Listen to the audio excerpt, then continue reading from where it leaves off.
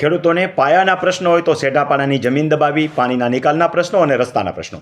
આજે આપણે રસ્તાના પ્રશ્ન વિશે વાત કરીશું. કોઈ પણ ખેડૂતનો રસ્તો જો કોઈ અન્ય વ્યક્તિએ રોકેલો હોય તો 6 મહિનાની અંદર જો આવો રસ્તો રોકવામાં આવેલો હોય તો મામકોર્ટની અંદર તમે જાતે દાવો દાખલ કરી શકો છો. આના માટે કોઈ એડવોકેટ રાખવાની જરૂર નથી. યુટ્યુબની અંદર જઈ રમણીકભાઈ કોટડિયા લખી અને મારા વિડીયો ચેનલ છે રમણીકભાઈ કોટડિયા વિડીયો નામની ચેનલ જોઈ લેજો. ઉપરાંત તાલીમ કેમ્પમાં પણ હું આ બધું શીખવાડું છું કામ, એટલે તાલીમ કેમ્પના વિડીયોમાંથી પણ તમને આ માહિતી મળી જશે. હવે 6 માસથી વધારે સમયથી જો રસ્તો રોકાયેલો હોય તો એના કાયમી નિકાલ માટે સિવિલ કોર્ટમાં દાવો દાખલ કરવો પડે.